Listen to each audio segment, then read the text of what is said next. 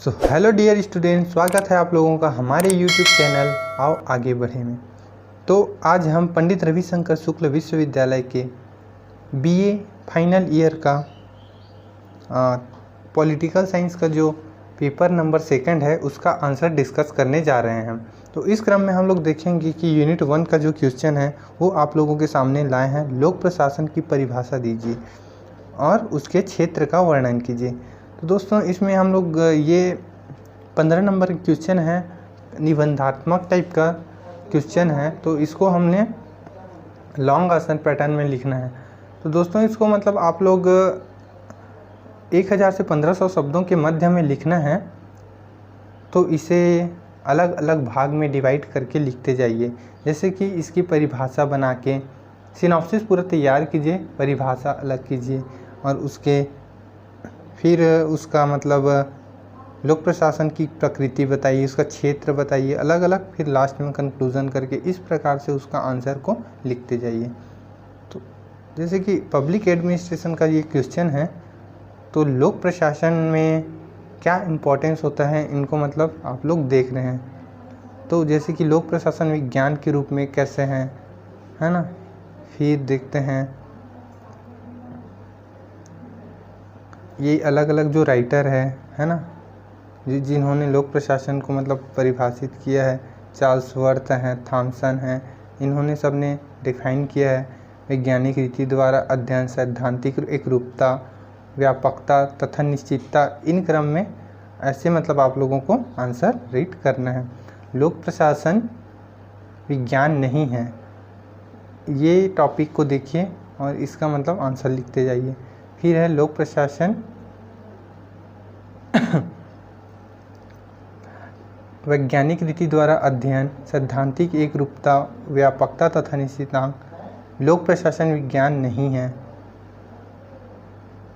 ये कंप्लीट है, जो ऊपर से नीचे तक दिखाया गया उसको जूम आउट करके रखे थे। तो इसको हमारे टेक्निकल टीम के द्वारा अच्छे से मतलब हमारे पूरा जो टीम है वो वर्क कर रही है इसके ऊपर और अच्छे से आंसर को आप लोगों के लिए ढूंढ के अरेंज करके आप लोगों के लाए हैं, ताकि आप लोगों को कोई भी असुविधा ना हो इसको आंसर को देखने में और आप लोग अच्छे से इसको लिख सकें। ताकि इस क्रम में आप लोग आंसर को देखते जाइए, जो स्लाइड बाय स्लाइड आते जा रहा है, और उसको रीड कीजिए, अपने कॉपी में नोट डाउन करते जाइए।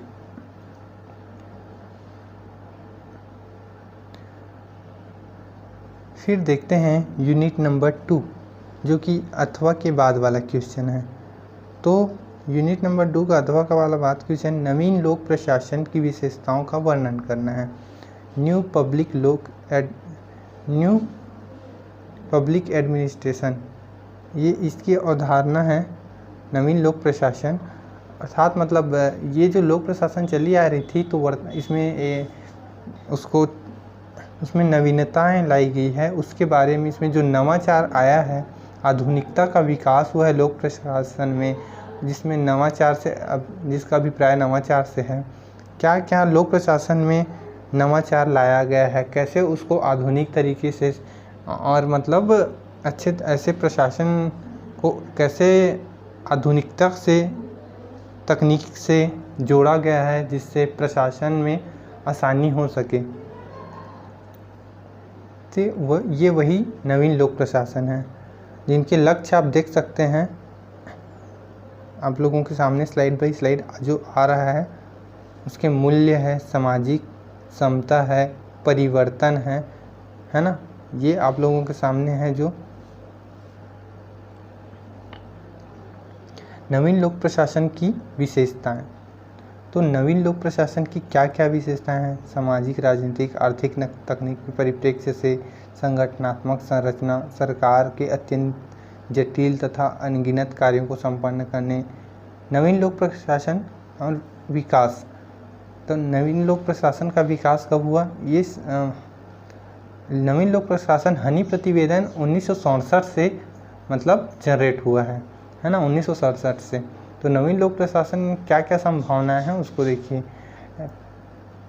तो जो उनकी संभावनाएं आप लोगों के सामने इस प्रकार आ रही है। फिर नवीन लोक प्रशासन का जो आलोचनात्मक मूल्यांकन किया गया है कैंपबेल के अनुसार वो देखिए। फिर है यूनिट नंबर 3 के अथवा के बाद वाला क्वेश्चन। तो यूनिट नंबर 3 का अथवा प्रजातांत्रिक व्यवस्थाओं में निर्णय निर्माण पर एक टिप्पणी लिखिए। तो ये अपना क्वेश्चन है, प्रजातांत्रिक व्यवस्थाओं के निर्णय निर्माण पर जो टिप्पणी करना है उसके ऊपर। तो ये आंसर आप लोगों के सामने इस प्रकार से आ रहा है। तो दोस्तों ये निबंधात्मक टाइप की प्रश्न है जिसको आप लोगों को मैं जैसे कि मैंने बताया कि 1000 से 1500 शब्दों के मध्य में लिखना है। आप लोगों को लगभग आप लोगों को इसको 1500 शब्दों में लिखना होता है। तो इसके लिए आप लोग प्रॉपर रूपरेखा तैयार कीजिए। एक बार देखिए इसको आंसर को कंप्लीट वहाँ तक कि इसमें कौन कौन से पॉइंट निकलता है। फिर उसको एक पेज में उसका सिनॉप्सिस तैयार कीजिए कि हम लोग क्या क्या आंसर लिखने वाले हैं। उसका जो टॉपिक है उसको साइड से क्रम से लिखते जाइए और उसको पहले पेज में लगाइए। इससे क्या होगा, जो चेकर होगा वो पहले ही एक ही पेज में आप लोग का कि क्या क्या टॉपिक लिखने वाले हैं उसको वो देख सकेगा और वहीं से मतलब वो निर्णय ले सकेगा कि हाँ कि स्टूडेंट ने क्या क्या मेंशन किया है अपने आंसर राइटिंग में उसको। तो निर्णय ये इस क्रम में देख रहे हैं आप निर्णयों के प्रकार, जिसमें संगठनात्मक तथा व्यक्तिगत निर्णय हैं, नियोजित अनियोजित निर्णय हैं, एकाकी एवं सामूहिक निर्णय हैं, नीति निर्णय हैं। इस प्रकार से आप लोग देख सकते हैं एक अच्छे निर्णयन का आधार क्या होना चाहिए, ये आप लोग देख रहे हैं। तो निर्णय कैसे डिसीजन मेकिंग वाला क्वेश्चन है। एक लोक प्रशासक कैसे डिसीजन मेकिंग करता है उसको समझाया गया है सामाजिक आधार पर, नैतिक आधार पर। इस आधार पे मतलब पूर्णतः, स्वीकार होने का गुण, व्यवहारिकता, उपयोग, बुद्धिपूर्णता, इस प्रकार से आप लोग देख रहे हैं उसको।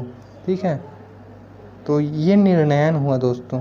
आप लोगों का यूनिट 4 लगभग कंप्लीट होने वाला है। अब चलते हैं हम लोग यूनिट 4 की तरफ अब चलेंगे। तो यूनिट 4 का जो क्वेश्चन है, नौकरशाही की परिभाषा दीजिए, नौकरशाही के गुण दोषों का वर्णन कीजिए। नौकरशाही का मतलब क्या होता है दोस्तों, वो आप लोग देखिए यहाँ पे। नौकरशाही का मतलब ये होता है कि जो प्रशासक होते हैं, जो लोग पब्लिक एडमिनिस्ट्रेशन होते हैं, लोक सेवक होते हैं, उनको ही नौकरशाह कहा जाता है। ये फ्रांसीसी शब्द के ब्यूरो शब्द से निकला है, ब्यूरोक्रेट से, जिसको इंग्लिश में ब्यूरोक्रेट बोला जाता है, अंग्रेजी में उसका अर्थ होता है नौकरशाह। ओके, तो हर्बर्ट साइमन के मतानुसार नौकरशाही एक बड़े पैमाने का संगठन है। मतलब एक तो संगठन होता है जिसमें सभी सरकारी जो ऑफिसर होते हैं उनको ही नौकरशाह कहा जाता है। मैक्स वेबर के अनुसार अलग अलग मतलब पब में जो ये क्या बोलते हैं, लोक प्रशासन की जो अध्ययन करने वाले हैं उन लोगों ने अलग अलग तरीके से मतलब लोक प्रशासक को, नौकरशाह को परिभाषित किया है अलग अपने तथा उनके गुण और दोषों को मतलब यहाँ पे बताया है। तो गुणों पर तो उनके मतलब गुण और दोष में देखे जाएँ तो उनके गुण में क्या है, क्योंकि वे लोग सिविल सेवक होते हैं, जो सिविल सर्विस के एग्ज़ाम्स होते हैं जो कि काफ़ी टफ माना जाता है। जैसे कि अपने यहाँ भारत में सबसे बड़ा यूपीएससी होता है। तो यूपीएससी मतलब भारत का सबसे बड़े एग्ज़ामों में से एक माना जाता है, जिसको मतलब क्रैक करके सिविल सेवक बनते हैं। तो यही नौकरशाह हैं। तो वो लोग काफ़ी मतलब ज्ञानवान होते हैं, उनकी बुद्धि काफ़ी तेज़ चलती है। तो ये उनकी क्या है, गुणों में आ जाएंगे। वे मतलब आसानी से मतलब नॉलेज का मतलब उन लोगों के पास भंडार रहता है, तो योजना बनाने में, सब चीज़ करने में आसानी होती है। उन लोगों को पता रहता है, डेटा अवेलेबल रहता है, मतलब ज्ञात रहता है उन लोगों को इस आधार पे। और उनकी दोष भी है, जैसे कि लाल फीताशाही। मतलब ये होता है कि अपने यहाँ एक रीत चलती है, कोई भी मतलब आप कोई भी दफ्तर में चले जाओगे तो वहाँ के जो लोक सेवक रहते हैं वो एक फाइल रहता है जिसके ऊपर लाल फीता बंधा रहता है। तो उसको मतलब ना पेंडिंग करते जाते हैं और जैसे ही उसको मतलब वही उसको लाल फीताशाही है, उसको मतलब लाल फीते में बांध देते हैं और फाइल को रखते जाते हैं और उसको ध्यान नहीं देते हैं। तो इसी को लाल फीता शाही बोलते हैं, ये उनका दोष है। और क्या है, तो इस प्रकार से आप लोग देख सकते हैं उसमें कि क्या उनकी दोष है। फिर नेक्स्ट है यूनिट नंबर 5 का अथवा वाला क्वेश्चन, तो वो है प्रशासन पर न्यायिक नियंत्रण के महत्व को समझाइए। तो प्रशासन में किस प्रकार से मतलब न्याय का जो महत्व होता है, न्यायिक नियंत्रण का महत्व होता है, उसको यहाँ पे डिफाइन किया गया है।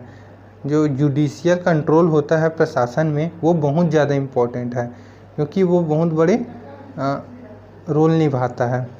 तो दोस्तों आप लोग ये देखिए, A.B. डायसी ने विधि के शासन के सिद्धांत से उत्पन्न हुई न्यायिक नियंत्रण की धारणा से स्पष्टता की है। तो विधि का एक समान संरक्षण जो डायसी के आधार पर है, जो हमारे भारत के संविधान के आर्टिकल नंबर 14 में बताया गया है, उसको उसने डायसी के अनुसार बताया गया है। सरकार के विरुद्ध अभियोग, ये सब आप लोग देख सकते हैं।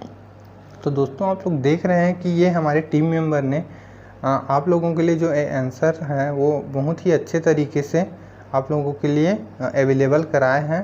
काफ़ी मतलब मेहनत के लगी है इसको, मतलब ये आप लोगों के लिए मतलब ये बनाने के लिए। तो आप लोग इसको चैनल को सब्सक्राइब कर लो और वीडियो को लाइक करो, और अपने दोस्तों को मतलब अधिक से अधिक अपने दोस्तों के पास शेयर करो। इसको अपने पास ही ना रखें, सभी के साथ शेयर करें। यही तो हम आपसे उम्मीद करते हैं दोस्तों कि आप लोग इसको अधिक से अधिक शेयर करें, इसको काफ़ी शेयर करते जाइए। इतना तो आप लोग कर ही सकते हो। तो हमारे टीम मेंबर को की प्रोत्साहन को बढ़ाने के लिए, उसको उत्साहवर्धन करने के लिए इसको अधिक से अधिक शेयर करो, लाइक करो और अधिक से अधिक सब्सक्राइब करो। तो ये आप लोगों का आंसर लगभग कंक्लूड होते जा रहा है। ओके दोस्तों, ये हमारा चैनल है, आओ आगे बढ़ें।